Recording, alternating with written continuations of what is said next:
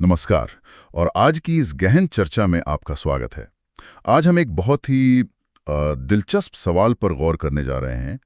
क्या भारत एक ही समय में अमेरिका और रूस जैसी दो बड़ी विश्व शक्तियों के साथ अपने संबंधों को सफलतापूर्वक संतुलित कर रहा है?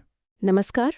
और ये सवाल आज की तारीख में शायद सबसे अहम सवालों में से एक है, क्योंकि ये किसी रस्सी पर चलने जैसा है, जहां जरा सा भी संतुलन बिगड़ा तो आप जानते हैं। बिल्कुल। हमारे पास कुछ हालिया समाचार रिपोर्टें और विश्लेषण हैं जो भारत की विदेश नीति, उसके कुछ व्यापारिक सौदों और रणनीतिक चालों पर रोशनी डालते हैं। तो हमारा मिशन यही समझना है कि इस जटिल भू राजनीतिक शतरंज की बिसात पर भारत कैसे चल रहा है। यहाँ जो बात आकर्षक है वो ये है कि यह केवल दो अलग अलग देशों के साथ अच्छे संबंध रखने के बारे में नहीं है। बात है उन प्रतिबंधों, व्यापारिक दबावों और सैन्य गठबंधनों के जाल से निकलने की, जो आज की दुनिया को परिभाषित करते हैं। सही कहा। तो चलिए इसे खोलकर समझते हैं। शुरुआत करते हैं भारत के सैन्य गठबंधनों पर उसके एक बहुत ही स्पष्ट रुख से। हाँ, ये एक ऐसा मैदान है जहाँ भारत ने बहुत ही सधा हुआ लेकिन मजबूत संदेश दिया है। तो हुआ ये कि अभी हाल ही में 4 जनवरी 2026 को ब्रिक्स देशों ने, मतलब ब्राजील, रूस, चीन, दक्षिण अफ्रीका, इन्होंने प्रशांत महासागर में एक नौसैनिक युद्धाभ्यास किया। नाम था एक्सरसाइज विल फॉर पीस। और दिलचस्प बात यह है कि ब्रिक्स का सदस्य होने के बावजूद भारत ने इस युद्धाभ्यास में हिस्सा नहीं लिया। नहीं। और ये एक बहुत सोचा समझा निर्णय था। विश्लेषण से यही पता चलता है कि भारत किसी भी ऐसे सैन्य गठबंधन का हिस्सा नहीं बनना चाहता जो संयुक्त राष्ट्र मतलब यूएन के दायरे से बाहर हो। अच्छा, ये उसकी जो पुरानी गुट निरपेक्षता की नीति है उसी को दिखाता है। इसका मतलब ये हुआ कि रूस या चीन के साथ दोस्ती तो है, लेकिन भारत उसे एक सैन्य गठबंधन में बदलने से बच रहा है। बिल्कुल। और ये उस समय और भी महत्वपूर्ण हो जाता है जब अमेरिका का वेनेजुएला जैसे मुद्दों पर काफी आक्रामक रुख था, तो भारत ने साफ तौर पर एक पक्ष चुनने से इनकार कर दिया। तो एक तरफ तो भारत सैन्य रूप से एक दूरी बना रहा है, लेकिन दूसरी तरफ वो रूस के साथ अपने पुराने आर्थिक और कॉमर्शियल संबंधों को मजबूत कर रहा है। और यहाँ ये मामला सच में दिलचस्प हो जाता है, खासकर विमानन क्षेत्र में। हाँ, ये कहानी बहुत दिलचस्प है। असल में हुआ ये कि लगभग 4 साल पहले यूक्रेन संघर्ष के कारण अमेरिका और यूरोप ने रूस पर बहुत कड़े प्रतिबंध लगा दिए। तो बोइंग और एयरबस जैसी बड़ी कंपनियों ने रूस को विमान और उससे भी जरूरी उनके पार्ट्स बेचना बंद कर दिया। मतलब उनका पूरा का पूरा एविएशन सेक्टर ठप पड़ सकता था। बिल्कुल, ये बहुत बड़ी मुसीबत थी उनके लिए। तो रूस ने इसका जवाब कैसे दिया? उन्होंने अपनी जो लड़ाकू विमान बनाने वाली कंपनियां हैं, जैसे सुखोई और मिग, इन सब को मिलाकर एक समूह बनाया, यूनाइटेड एयरक्राफ्ट कॉर्पोरेशन या यूएससी। और इस समूह ने एक यात्री विमान बनाया, सुखोई सुपरजेट SJ-100। और इस विमान की खासियत क्या थी?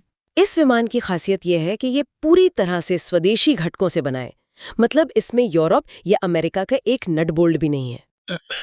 हाँ, और यही चीज इसे सैंक्शन प्रूफ बनाती है। मतलब इस पर प्रतिबंधों का कोई असर नहीं होता। और ये विमान पहुंच गया सीधा भारत? जी, हैदराबाद में विंग्स इंडिया 2026 एयर शो हुआ था। वहां यूएसी ने SJ-100 का प्रदर्शन किया। ये एक क्षेत्रीय यात्री विमान है, मतलब 90-100 यात्रियों को छोटे हवाई अड्डों तक ले जा सकता है, जो भारत के लिए बहुत काम का है। तो भारत ने इसमें दिलचस्पी दिखाई होगी? गहरी दिलचस्पी दिखाई। बातचीत हिंदुस्तान एरोनॉटिक्स लिमिटेड यानी HAL के साथ इस विमान को भारत में ही बनाने की दिशा में आगे बढ़ी। भारत में बनाने की? जी हाँ। और इतना ही नहीं, भारत की एक कंपनी है फ्लेमिंगो एरोस्पेस, उसने तो 6 तैयार विमान खरीदने के लिए एक समझौता भी कर लिया है। ये रूस पर भारत के विश्वास को दिखाता है कि भारत प्रतिबंधों से परे जाकर व्यापार करने को तैयार है। वाह! तो अगर विमान सौदा दिलचस्प था, तो तेल के व्यापार में भारत की जो रणनीति है वो तो और भी ज्यादा चतुर है।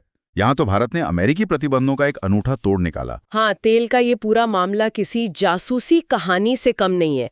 देखिए, समस्या ये थी कि अमेरिका ने भारत पर 25% का अतिरिक्त टैरिफ लगा दिया। और वजह ये थी कि भारत रूस से कच्चा तेल खरीद रहा था।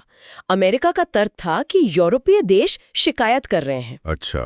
उनका कहना था कि भारत रूसी तेल खरीदकर एक तरह से युद्ध को वित्तीय सहायता दे रहा है। तो भारत ने इसका मुकाबला कैसे किया? सबसे पहले उसने यूरोपीय संघ के साथ सीधे एक बड़ी व्यापारिक डील की, जिसका लक्ष्य 2030 तक व्यापार को $200 बिलियन तक पहुंचाना है। मतलब सीधा यूरोपियन यूनियन को ही अपने पाले में कर लिया। बिल्कुल। अब असली रणनीति सामने आती है। अमेरिकी प्रतिबंध भारत को रूसी तेल बेचने से रोकते थे, खासकर यूरोप को रिफाइन करके। ओके। लेकिन वो इसे घरेलू उपयोग के लिए खरीदने से नहीं रोकते थे। ये एक बहुत महत्वपूर्ण कानूनी बारीकी थी। एक मिनट, मतलब आप रूसी तेल खरीद सकते हैं, बस उसे बेच नहीं सकते। अपने घर के इस्तेमाल के लिए खरीद सकते हैं। अच्छा, तो फिर तेल खरीदने की अनुमति ले ली। रिपोर्टों के अनुसार 1 फरवरी से रिलायंस रोज लगभग 1.5 लाख बैरल रूसी तेल खरीदेगी, सिर्फ घरेलू खपत के लिए। और इससे होता क्या है? इससे ये होता है कि ये 1.5 लाख बैरल रूसी तेल भारत की अपनी जरूरतों को पूरा करता है। ठीक है। तो अब भारत दुनिया के दूसरे हिस्सों से जो कच्चा तेल खरीदता है, वो उसे रिफाइन करके मुनाफे पर यूरोप को बेच सकता है। अरे वाह। तकनीकी रूप से वो यूरोप को रूसी तेल नहीं बेच रहा है और इस तरह प्रतिबंधों का उल्लंघन भी नहीं कर रहा है। ये तो कमाल की चाल है। और इस रणनीति के संकेत तब मिले जब प्रधानमंत्री ने भारत की रिफाइनिंग क्षमता को 260 MMTPA से बढ़ाकर 300 MMTPA करने की घोषणा की। मतलब हम और ज्यादा तेल रिफाइन करने की तैयारी कर रहे थे। बिल्कुल। और फिर एक तस्वीर भी सामने आए जिसमें यूरोपीय संघ के अधिकारियों के साथ एक डिनर पर राष्ट्रीय सुरक्षा सलाहकार के बगल में रिलायंस के आकाश अंबानी बैठे थे। साफ संकेत था कि ये सब बहुत ऊंचे स्तर पर हो रहा है। और अमेरिकी वाणिज्य मंत्री स्कॉट बेसेंट की एक टिप्पणी से ये साफ हो गया कि अमेरिका को ये महसूस हुआ कि उन्हें मात दे दी गई है। उन्होंने कहा कि जिन यूरोपीय देशों के लिए हमने भारत पर प्रतिबंध लगाए, वही जाकर भारत से समझौता कर रहे हैं। तो इन सब का क्या मतलब है? इन सारी घटनाओं से क्या तस्वीर उभरती है? तस्वीर ये है कि भारत ने रूस के साथ अपने संबंध भी बनाए रखे, यूरोपीय संघ को एक प्रमुख व्यापारिक भागीदार के रूप में साधा और अमेरिकी प्रतिबंधों के बीच से अपना रास्ता भी निकाल लिया। और इसका नतीजा क्या हुआ? अमेरिका ने क्या किया? नतीजा ये हुआ कि अमेरिका अब भारत के साथ व्यापार वार्ता को फिर से शुरू करने के लिए उत्सुक है। हाल ही में अमेरिकी दूत ने भारतीय विदेश मंत्री से मुलाकात की, जो इसी बदलाव का संकेत है। संक्षेप में कहें तो भारत ने रणनीतिक स्वायत्तता का एक बेहतरीन उदाहरण पेश किया है। ये सब भारत की पुरानी गुटनिरपेक्ष नीति के एक नए संस्करण जैसा लगता है। मतलब किसी के साथ नहीं, बल्कि सबके साथ। बिल्कुल। और यहीं से एक बहुत महत्वपूर्ण सवाल खड़ा होता है। क्या? सवाल ये है कि क्या ये सबके साथ संरेखण की नीति जो आज के इस ध्रुवीकृत दुनिया में भारत अपना रहा है, एक उभरती हुई शक्ति के लिए एक स्थायी मॉडल है, या ये केवल एक अस्थायी संतुलन साधने का काम है जो कभी भी डगमगा सकता है?